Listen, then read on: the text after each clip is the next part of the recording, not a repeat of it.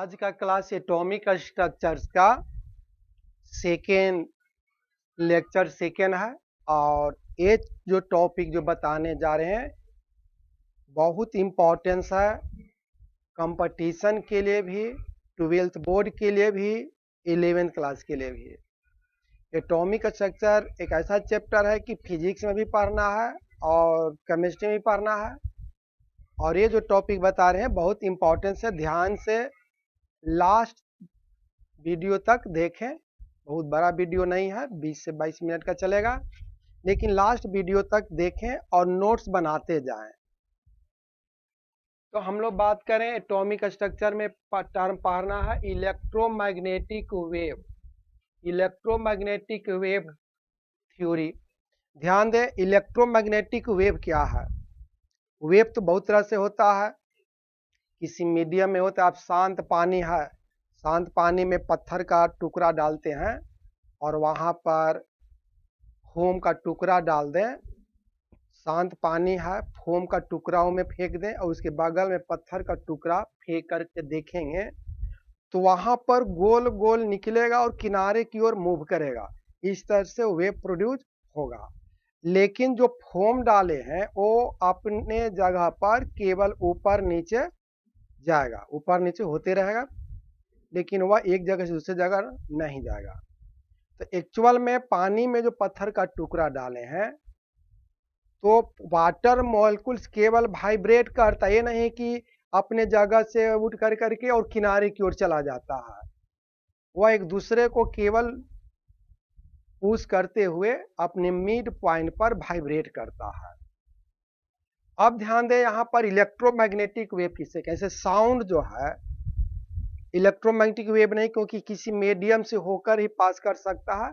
लेकिन electromagnetic wave उसको कहेंगे जिसके लिए किसी मीडियम की जरूरत नहीं है, जैसे लाइट हो गया, गामा रे हो गया, एक्सरे हो गया। तो यहाँ पर हम लोग बात करें कि जितने भी according to this theory the energy transmitted from one body to another body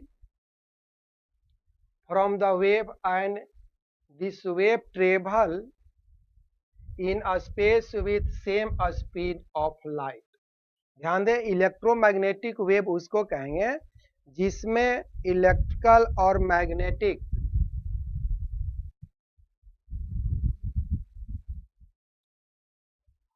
field साथ साथ रहता है। इलेक्ट्रिकल, कोई भी इलेक्ट्रोमैग्नेटिक वेव में इलेक्ट्रिकल मैग्नेटिकल फील्ड रहता है और वे वैक्यूम में भी ट्रेवल कर सकता है। उस वेव को कहेंगे electromagnetic wave.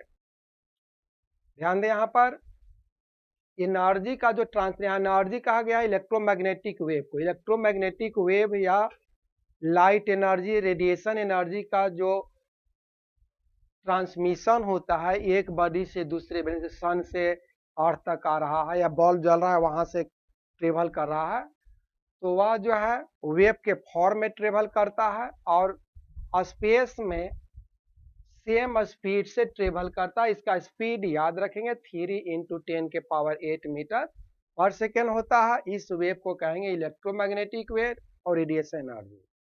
The radiation energy do not need any medium for propagation.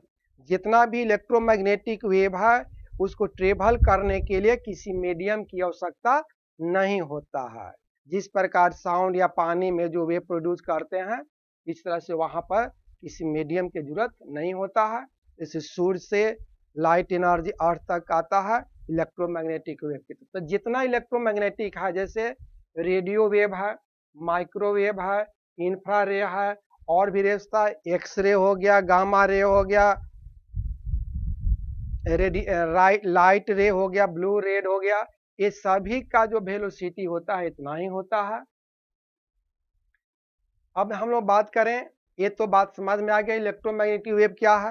वैसा वेव जिसमें इलेक्ट्रिकल और मैग्नेटिक फील्ड लगा हुआ रहता है और वह वैक्यूम में भी ट्रेवल कर सकता है और हर एक इलेक्ट्रोमैग्नेटिक वेव का वेलोसिटी कांस्टेंट होता है, 3 × 10⁸ मीटर पर सेकेंड होता है। अब इसमें हम लोग पढ़ेंगे terms related to electromagnetic wave. Electromagnetic wave में कौन कौन से टर्म रिलेटेड है? जैसे पहला हो गया wavelength, frequency, time period, velocity of wave, wave number, amplitude. तो इसमें 5 के बारे में हम लोग को जानना है। अब हम लोग बात करें, आप ध्यान दीजिएगा, यहाँ पर एक रिजिड बॉडी है, दीवार मान लिया क्या, यहाँ से एक रस्सी को ऐसे खींच लें और रस्सी को यदि ऊपर नीचे करते हैं तो इस तरह से सर्पीले फॉर्म में प्रोड्यूस होता है। मान लें कि वहां से धागा से बांध करके यहाँ खींचे ऊपर नीचे करते हैं तो इस तरह से वेव प्रोड्यूस होता है। ये भी एक प्रकार का वेव है। तो कोई भी वेव, पानी में पत्थर का टुकड़ा डालते हैं, ऊपर नीचे करते हुए बीच पॉइंट से जहाँ पत्थर का टुकड़ा डाले हैं वहां से इस तरह से करते हुए गोल गोल जो है किनारे की ओर मूव करता है। तो जो ऊपर वाले जो पॉइंट होता है उसको कहा जाता है क्रीज, और जो नीचे वाले जो पॉइंट मिनिमम जो गया उसको कहा जाता है ट्रफ। ऊपर वाले पॉइंट को कहा जाता है क्रीज और नीचे वाले पॉइंट को ट्रफ कहा जाता है। मिड पॉइंट से जो मैक्सिमम जो डिस्टेंस ट्रेवल किया उसको एम्पलीट्यूड कहते हैं। मिड पॉइंट से मैक्सिमम जो डिस्टेंस ट्रेवल किया उसको एम्पलीट्यूड कहेंगे। अब हम लोग बात करें वेव लेंथ। वेव लेंथ किसे कहेंगे? तो ध्यान दें, जैसे मान लिया कि घड़ी का पेंडुलम इस तरह से दोलन कर रहा है, घड़ी का पेंडुलम इस तरह से दोलन कर रहा है, तो सबसे टॉप पर ले जाइए और यहां से दूसरे साइड में मैक्सिमम पर गया, फिर उसी पॉइंट पर आएगा, तो यहां से जो मैक्सिमम जो डिस्टेंस के बीच में जो ट्रेवल कर रहा है वह कहलाता है वेव लेंथ। मान लें कि पानी में हम बात करें तो पानी में पत्थर का टुकड़ा डाले हैं तो टू एडजेसेंट क्रीस्ट या टू एडजेसेंट ट्रफ के बीच के डिस्टेंस को भी कहेंगे wave length. Two adjacent Crest या टू एडजेसेंट ट्रफ के बीच को कहेंगे wave length. It is the distance between two adjacent. Adjacent का मतलब जो क्लोजेस्ट है, यानी इसके क्लोजेस्ट में ये है, इसके क्लोजेस्ट में ये है, या इसके बीच का ये हो गया, तो ये भी वेव कहलाएगा, एक वेव लेंथ कहलाएगा। तो it is the distance between the two adjacent. Adjacent का मतलब क्लोजेस्ट, पड़ोसी, एडजेसेंट क्रीस्ट या ट्रफ, यानी दो क्रीस्ट और टू ट्रफ के बीच के डिस्टेंस को वेव लेंथ कहेंगे और इसे लैम्डा द्वारा इंडिकेट किया जाता है। इसका एसआई यूनिट होता है मीटर। इसको पढ़ेंगे लैम्डा, याद रखेंगे, इसको लैम्डा पढ़ते हैं। ये भी याद रखेंगे 1 एंगस्ट्रम बराबर होता है 10 के power -10 metre, 1 picometre equal to होता है 10 के पावर -12 मीटर, 1 नैनोमीटर बराबर होता है 10 के पावर -9 मीटर, 1 किलोमीटर बराबर होता है 10 के पावर 3 मीटर, 1 सेंटीमीटर बराबर होता है 10 के पावर -2 मीटर। तो इस तरह से वेवलेंथ टर्म को हम लोग समझ चुके हैं। फिर समझिए, शांत पानी है, उसमें एक फोम का टुकड़ा डाल दिए, उसके बगल में पत्थर का टुकड़ा डालते हैं, तो पत्थर का टुकड़ा डालें, वहां से गोल गोल प्रोड्यूस होगा जो किनारे तक जाएगा बढ़ते हुए, यानी इस तरह से वेव बढ़ते हुए जाएगा। यानी कि इस तरह से मान लीजिए शांत पानी है, यहाँ पत्थर का टुकड़ा डाल दें, इस तरह से बढ़ते हुए गोल बढ़ते हुए जाता है, इस तरह से बढ़ते हुए जाता है। तो इस तरह से ऊपर वाला जो पॉइंट हुआ वो क्रिस्ट कहलाता है, नीचे वाला पॉइंट हुआ वह ट्रफ कहलाता है। और दो क्रिस्ट और दो ट्रफ के बीच के डिस्टेंस को वेवलेंथ कहते हैं। फ्रीक्वेंसी किसे कहेंगे? ध्यान दें, मान लिया कि घड़ी का पेंडुलम इस तरह से मूव कर रहा है, ओसिलेट कर रहा है, तो 1 सेकेंड में कितना बार ओसिलेट किया, या 1 सेकेंड में मान लिया कि गिटार का तार है उसको खींचते हैं तो इस तरह से वाइब्रेट करता है, तो 1 सेकेंड में कितना बार वाइब्रेशन हो रहा है उसी को कहेंगे frequency. It is the number of wave which passes through given point in 1 second. शांत पानी में पत्थर का टुकड़ा डालते हैं, वहां पर कहीं पर फोम डाल दें, फोम से 1 सेकेंड में कितना वेव पास कर रहा है उसको कहेंगे फ्रीक्वेंसी, या नंबर ऑफ वाइब्रेशन या ऑसिलेशन प्रोड्यूस पर सेकेंड। 1 सेकेंड में कितना वाइब्रेशन प्रोड्यूस हो रहा है, गिटार के तार को खींचेंगे वह वाइब्रेट करेगा, 1 सेकेंड में कितना बार वाइब्रेट कर रहा है उसी को कहेंगे फ्रीक्वेंसी।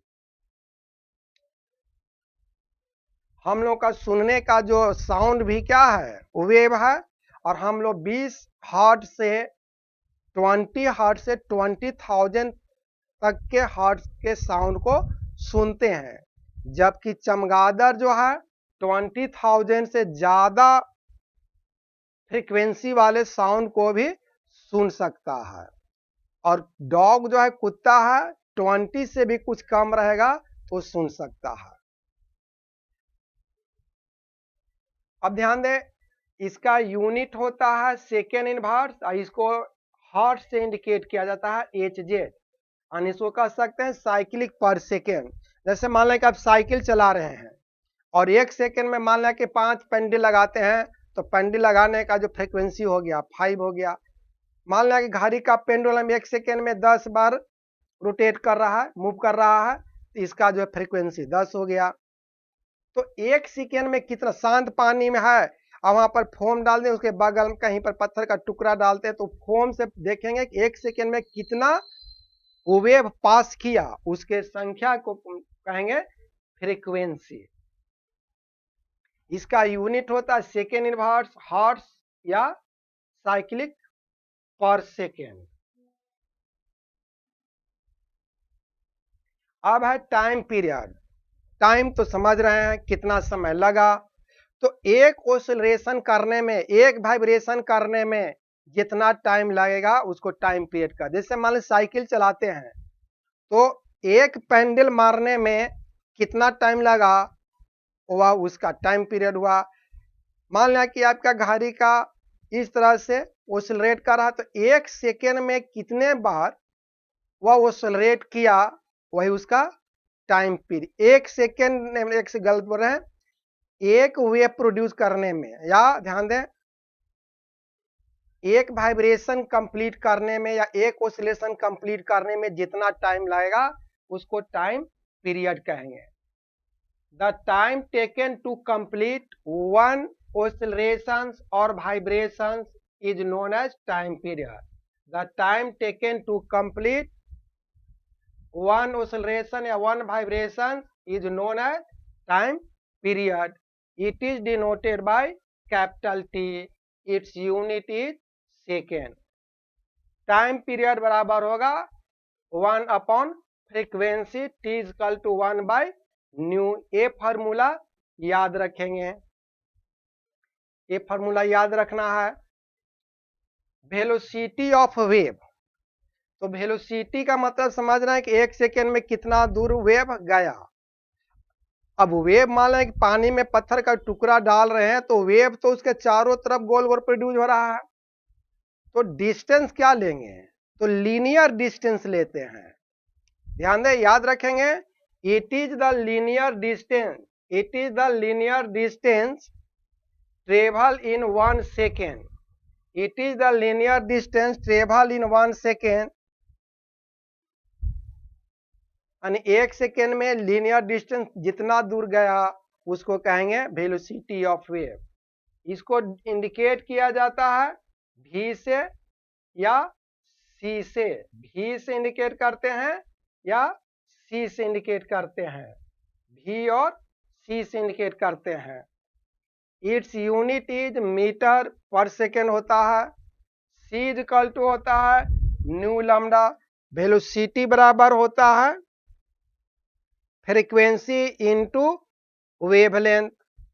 वेलोसिटी ऑफ वेव बराबर होता है फ्रीक्वेंसी इंटू वेवलेंथ। तो ये फार्मूला भी इंपॉर्टेंस है, इसको भी याद कर लेना है, इस फार्मूला को याद कर लेना है।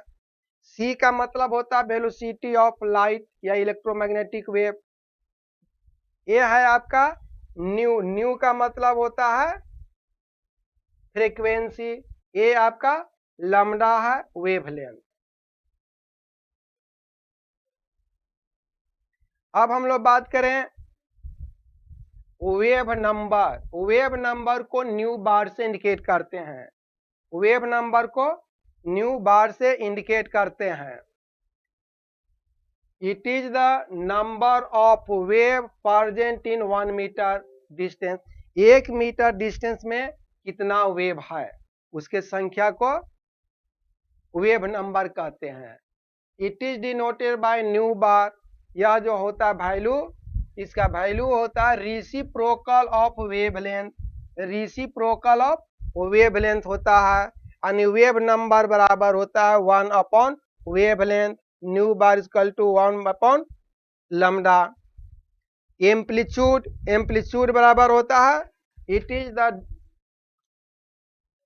Is the height of crest. कितना क्रिस्ट का हाइट है मेन पोजीशन से, और डेप्थ ऑफ द ट्रफ, और डेप्थ कितना है, कितना मेन पोजीशन से अपवर्ड गया या डाउनवर्ड गया, इस डिस्टेंस को ही एम्पलीट्यूड कहते हैं।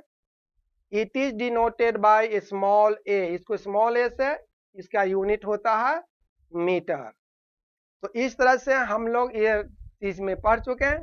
यहाँ पर हम लोग को 3 फार्मूला यूज हुआ है। पहला फार्मूला हुआ वेलोसिटी ऑफ वेव बराबर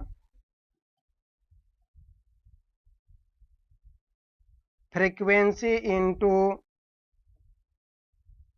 वेवलेंथ। एक फार्मूला ये यूज हुआ है। दूसरा फार्मूला यूज हुआ है time period equal to 1 by nu.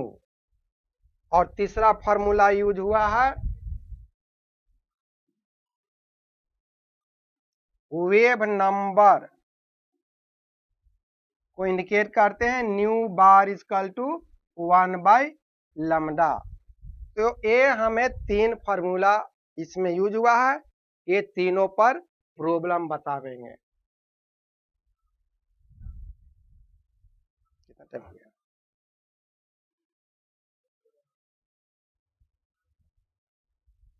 और इस पर 1-2 क्वेश्चन देखें।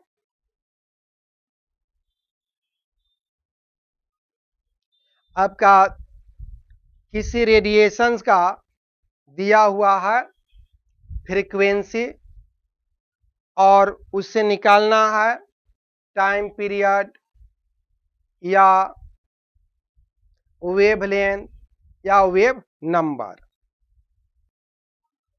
चलिए क्वेश्चन हम लोग देखते हैं। Calculate the frequency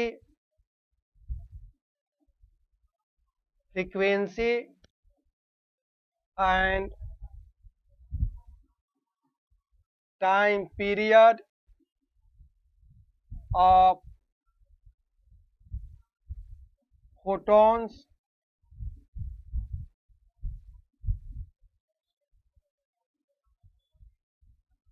which wavelength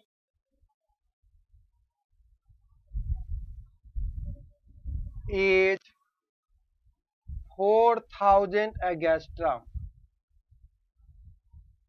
तो यहां पर ध्यान दें, यहां पर निकालना है फ्रीक्वेंसी, टाइम पीरियड। कोई फोटॉन्स का मतलब रेडिएशन एनर्जी है जिसका वेवलेंथ दिया हुआ है। तो आपका दिया हुआ है वेवलेंथ लैम्डा 4000 एंगस्ट्रॉम का मतलब हो गया 4000 इंटू 10 के पावर, एंगस्ट्रॉम का मतलब होता है 10 के पावर -10 मीटर, यानी लैम्डा इज इक्वल टू हो गया 4 इंटू 10 के पावर 7 मीटर। अब हमें निकालना है frequency. C is equal to होता है 3 इंटू 10 के power 8 metre per second. C is equal to पढ़े हैं न्यू लैम्डा, और न्यू फ्रीक्वेंसी बराबर पढ़े हैं सी बाय लैम्डा। तो 3 इंटू 10 के पावर 8 डिवाइड करेंगे लैम्डा से 4 इंटू 10 के पावर 7। ध्यान दें यहाँ पर 1 एंगस्ट्रम बराबर होता है 10 के पावर 10 मीटर और ये 4000 है। ये 3 जीरो हटेगा तो 3 कम जाएगा तो हो जाएगा -7। 3 जीरो हटावेंगे तो 3 प्लस करेंगे तो -7 हो जाएगा। तो लैम्डा का वैल्यू 10 के पावर -7 हो गया। तो यहाँ फ्रीक्वेंसी हो गया 3/4 इंटू इसको 30/4 इंटू 10 के पावर 7। एक कम कर दिए, ये 7 माइनस वाला ऊपर चला जाएगा तो +7 हो जाएगा। 7 चौके 28, 29 30 2 4 5 20 7.5 इंटू 10 के पावर 14। ये निकल गया फ्रीक्वेंसी, यानी फ्रीक्वेंसी निकल गया 10 के पावर 14 सेकेंड इनवर्स। अब इसमें हम लोग ध्यान दें, फ्रीक्वेंसी निकल गया, टाइम पीरियड निकालना है। तो टाइम पीरियड बराबर होता है 1 फ्रीक्वेंसी, यानी 1 फ्रीक्वेंसी हो गया 10 के पावर 14 सेकेंड इनवर्स। तो अब ये हो जाएगा 10 के पावर -14 सेकेंड। टाइम पीरियड ये आ गया, एक आंसर ये हो गया, एक आंसर ये हो गया। तो इस तरह से अगले क्लास में इससे रिलेटेड क्वेश्चन बतावेंगे और प्लांक क्वांटम थ्योरी बतावेंगे। यदि ये वीडियो अच्छा लगा, शुरू से लास्ट तक देखना है तो लोगों के बीच में शेयर करें, लाइक करें और सब्सक्राइब करें। यही आप लोग कम से कम करें कि आगे भी हम उत्साहित होकर के कंटिन्यू जो है अधिक से अधिक प्रॉब्लम बताते रहें। और यदि किसी को इसमें प्रॉब्लम है तो इस नंबर पर आप संपर्क भी कर सकते हैं 9835615376 पर। इस नंबर पर आप संपर्क भी कर सकते हैं। आज का इतना ही।